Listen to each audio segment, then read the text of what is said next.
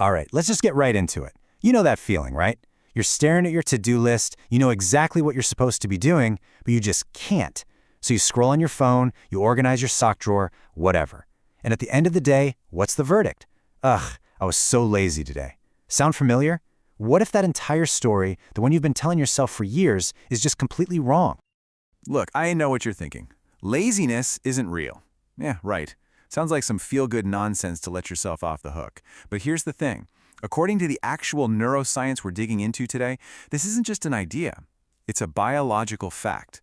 The whole concept we have of laziness being some kind of moral failing, it's a total myth.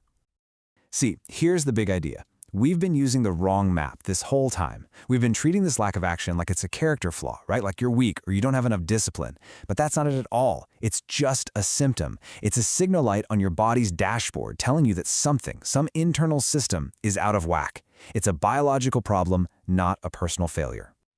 Think about your brain for a second. Its number one job, above everything else, is just to keep you alive. And a huge part of that is conserving energy.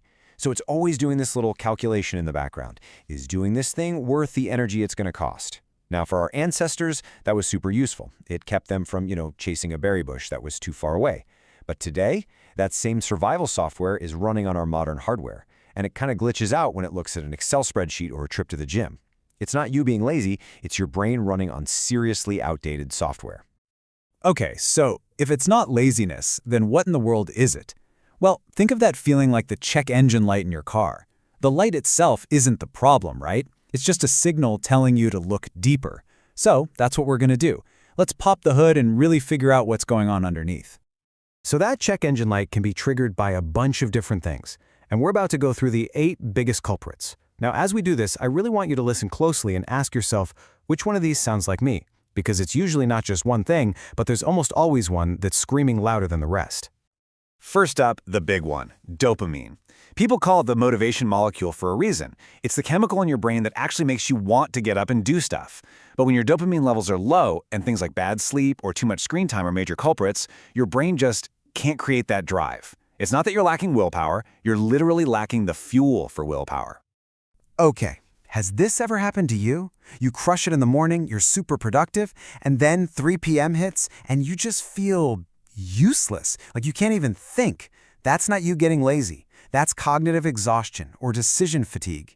See, every single choice you make all day, from what socks to wear to how to phrase that one email, it's like a little withdrawal from your mental energy bank account.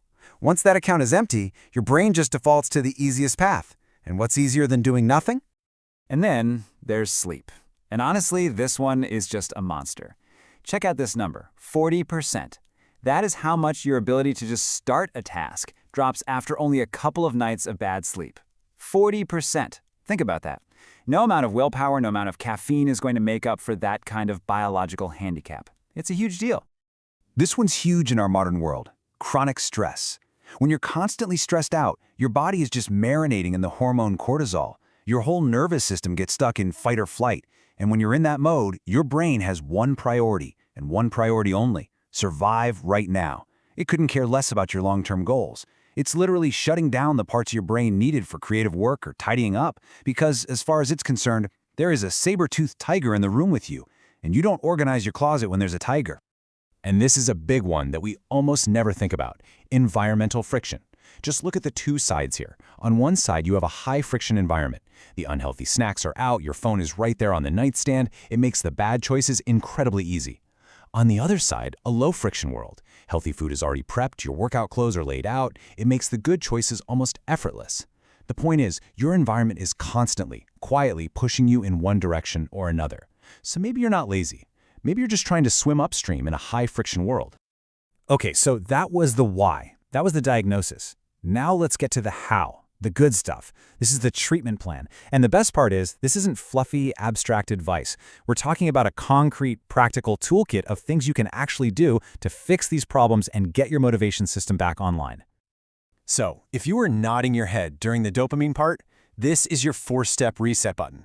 First, get some sunlight in your eyes first thing in the morning. It's like a kickstart for your body clock and your dopamine production.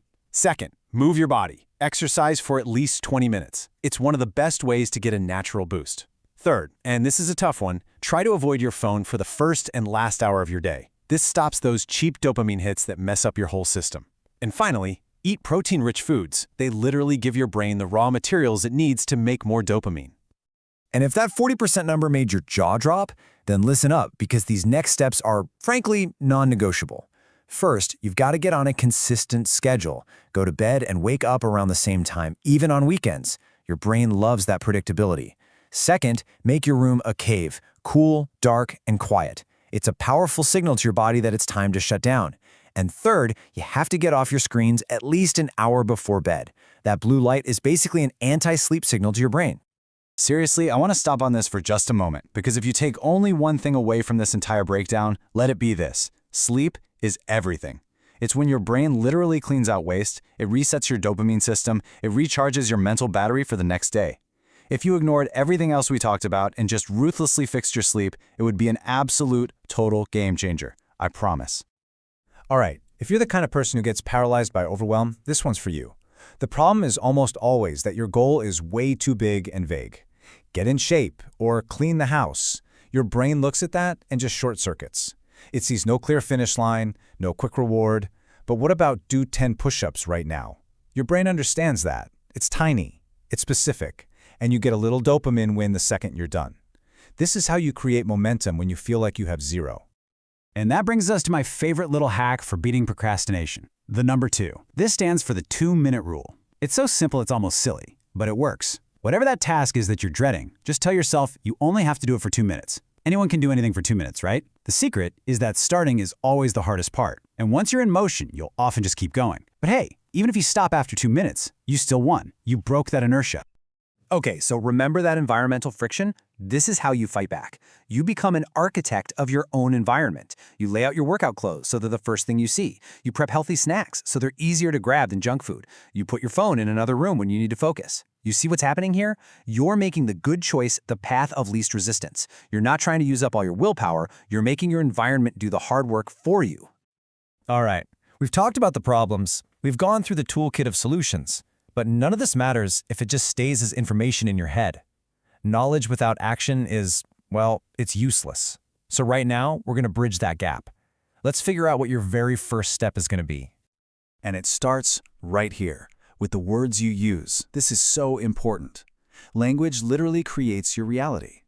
Every time you say the words, "I am lazy," you are casting a vote for that identity.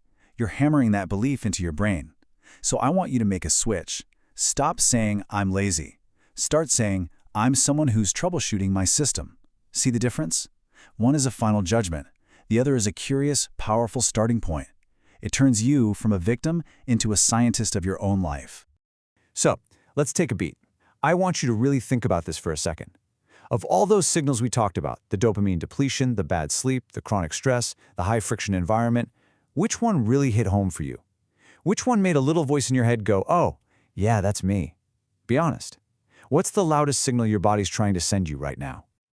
Okay, here is your mission. Should you choose to accept it, you've identified your number 1 signal. Now I want you to go back to that toolkit and pick just one simple fix that goes with it. And here's the key. You're going to do it today. Not "I'll start tomorrow," not next week. Today. If it was sleep, your one thing is setting an alarm to go to bed tonight. If it was your environment, your one thing is taking literally 2 minutes to lay out your gym clothes. That's it. One small change. One day. Today. And if you start doing this, here's what's going to happen. It's not like a light switch. It's more like a sunrise. In the first week, you might just notice a little more energy. Then, maybe in week 2, that motivation starts to come back online. By week 3, you'll notice you haven't called yourself lazy in a while.